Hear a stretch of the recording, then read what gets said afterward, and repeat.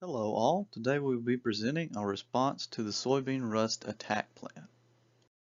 For starters, what is soybean rust? Soybean rust is a common fungal infection caused by the pathogen Phacophthora pararhizae, which attacks the leaves of the plant and causes red lesions, as you can see on the picture to the right. What does soybean rust do? Soybean rust stunts growth and reduces soybean plant yields. How does it spread? It spreads through spores that are carried by the wind. Who will this affect? Any farmer with a soybean crop or commercial or not. Now that we know a little bit about soybean rust, we can explore some prevention techniques. Unfortunately, there is no certain way to prevent a crop from contracting the disease, but we can take preventative measures to keep it from getting fully established within the crop. The three main prevention steps are as follows. Widening of rows when planting. This reduces the plant density and chances of spores having direct contact between rows. Next we have regular crop inspections. This can be done one of two ways. The first is making a walkthrough of your crops on a regular basis, like the picture to the left. The second is to capture video footage of the crops using an agricultural drone. Both of these techniques are effective in spotting the disease as soon as possible so that treatment options can be implemented to reduce spread of this disease. Lastly, we have awareness. By knowing where the disease currently is and what the weather patterns are, can give the farmer a chance to prepare for the disease ahead of time. Now we take a look at detecting soybean rust. Going hand in hand with prevention, the crops must be regularly maintained to look for anything out of the ordinary, considering the destruction soybean rust can cause. A common method of detection is using a 10 to 20 times magnification hand lens to inspect leaves facing the sun, as you can see in the picture to the bottom of the slide. Even if you are sure it is soybean rust, you need to collect samples via petroleum jelly spore trapping. After samples have been collected, you can send them off to a lab for testing. It is imperative that suspect plants be tested on a regular basis to avoid major outbreaks by detecting it as soon as possible. Another key to detection is monitoring the spread of the disease. A good way to do this is by visiting the Integrated Pest Management website for soybean rust using the hyperlink on this slide.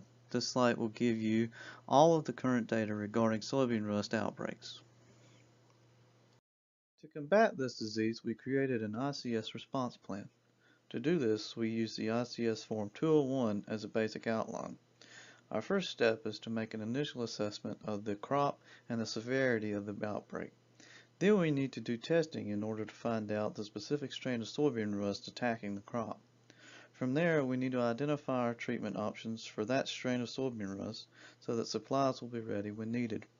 Our main method of treatment is the spraying of fungicides directly on the plants. After this, our main concern is planning a containment procedure in order to keep the disease in the afflicted crop. Our biosecurity measures are limited because of the natural spreading of the disease by wind, so we need to keep an eye on the current weather patterns over the area and take any action necessary to prevent the spread. Now we can deploy the treatment crews to spray the crops and prevent further plant degradation.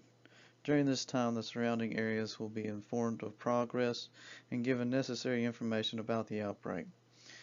All neighboring farms will be tested and monitored throughout this process.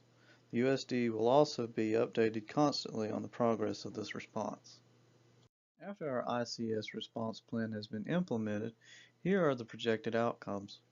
The disease is contained to the infected farm, and all neighboring farmers were informed to take preventative action against the infection. The treatment was successful, and roughly 2 to 3 fungicide applications were necessary to get rid of the disease. Plant yields were saved, and a massive outbreak was averted. To outline the potential effects of this disease outbreak, we have compiled some data for cost estimation. There are an estimated 72 million acres at risk of soybean rust. Given not only that, we have to include price inflation of animal feeds and import and export expenditures. An average soybean bushel price is $6.90, but given an outbreak may rise to $8.60. Not including the treatment, the U.S. is projected to lose up to $1.3 billion in 1 year of infestation. For the treatment alone, it will cost roughly $648 million, which equates to between $10 and $50 per acre. After much deliberation, we have found a few recommendations for future outbreaks. First and foremost, soybean rust infection is variable and it depends on the weather to move it around. Because of this, there is no absolute way to prevent it, and we do not recommend that funds be set aside for soybean rust because of this. However, we do recommend that farmers stay up to date on the disease and follow its progression and chances of hitting their crops. If they do this, they can take their own preventative measures and even implement a personal control plan. And this concludes our presentation. Thank you for your time.